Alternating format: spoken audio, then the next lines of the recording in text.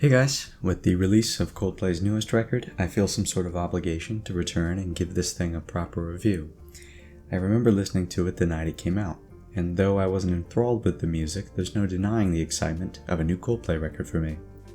Though it wasn't intentional, the wait between the release of this LP and my review have given me what I think is a greater degree of insight on the record, which I hope might benefit this video in some way. I'm going to mention a few notes I have on each song and then summarize the record and my general thoughts on it at the end. With that introduction aside, let's get started. Alright, let's start with Moon Music. Not a bad song, but it features some pretty bland lyricism. For example, be more like the sky and welcome every kind of weather. Lots of the same cliches we've been hearing from the band since their transition into this new U2 inspired era that I felt has really come into play since Milo. It's a little hard to take Chris's troubles seriously when the music is still so produced. For example, that little vocal effect on I Just Need a Friend. It's all so labored and yet so not very considered. A pretty underwhelming single from a band who promises that this album will be their last to feature singles, and the last section where Chris sings a la la la la lonely lone is a little lame to say the least. At least I can hear what I think are Will Champion backing vocals towards the end. And then we have We Pray, another paint by numbers, lyrically conscious song. This sounds like it might soundtrack a mobile game ad. None of the features are notable, all of them are stock. The production is another thing which does this song no favors. Again, why was this considered a worthy single, let alone one of, supposedly, their final? Thankfully the songs are only better from here on out, with the next track, Jupiter. This one's really not bad, but Chris's lyrics are obnoxiously simple. It seems fitting that the message, "You love who you love," was found plastered on a billboard by our protagonist. The song also devolves into la la la's from Chris. At least the strings are much better here, more natural sounding. And the instrumentation breathes a little better with the production, something I notice as an improvement on the whole, coming from their last record. Sort of feels like a continuation of Infinity Sign from the last record. The lady who sings with Chris is fine enough, but was her presence really worth it? I've always been of the opinion that guest vocalists usually have no place on a Coldplay track, unless of course that song can at least justify them in some way. The only one I can think of that does that even a little bit is Princess of China featuring Rihanna, and the lyrics on Good Feeling are as simple, as impossible to misinterpret as ever. Okay, so now we're at Rainbow Emoji. Some more gaudy vocal manipulation at the beginning, but thankfully the song seems to forget this quickly and delves into some interesting and emotional twinkly ambience and blows the listener back with an immense and powerful riff while Chris wails on. And then the song pivots again and you kind of wonder why the whole record isn't like this. It sort of reminds me of Coloratura in that there's finally some effort involved in merging the sonic feel of the track with the intended emotional triggers. Those soaring guitars that lift you up, and the bellowing riff beforehand, for example. Unfortunately, it's modern Coldplay, so we can't avoid hearing an excerpt from Maya Angelou that really just takes the song too far and makes it sound corny and obnoxious.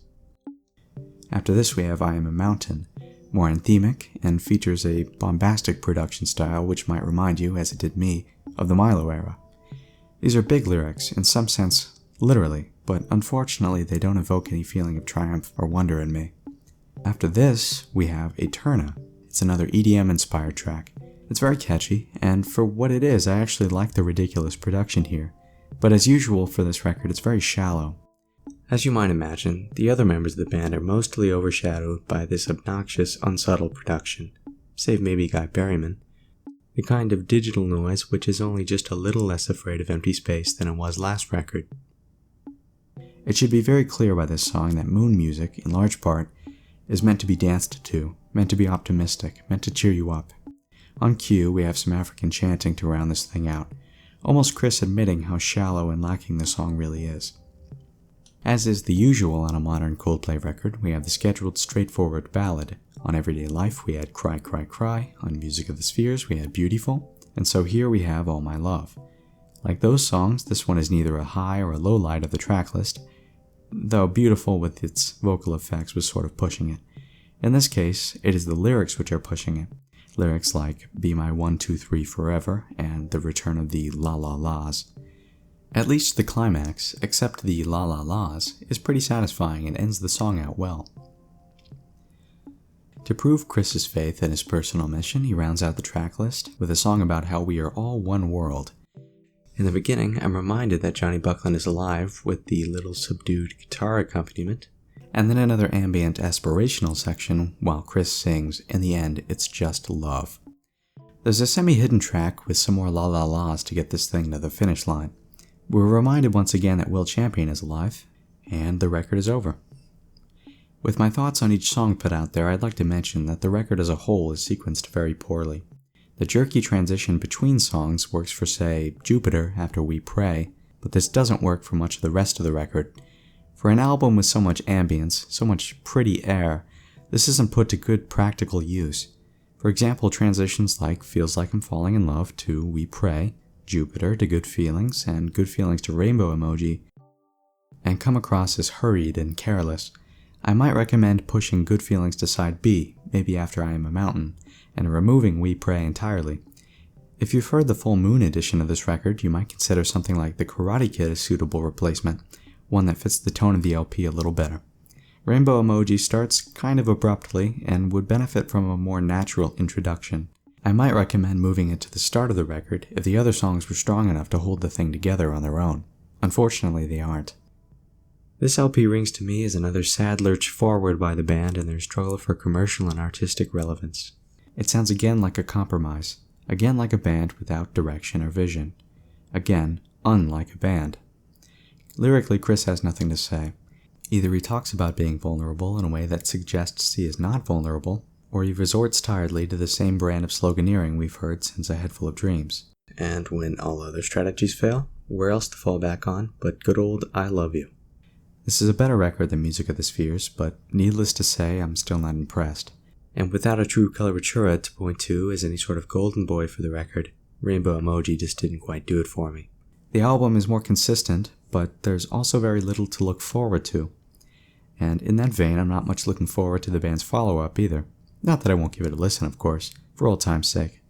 Like before, the band will, aside from the occasional blotch of interesting songwriting, ignore the frustration of their fans and march stubbornly forward to the point of no return in slick and unremarkable fashion.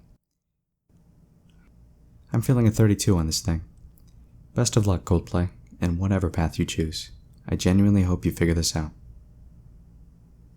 So what did you guys think of this LP? Let me know down in the comments below. If there are any records you'd like to see reviewed by me, feel free to ask. And if you like this content, consider subscribing and hitting that bell for more of it. In any case, thanks for your time, and have a great day.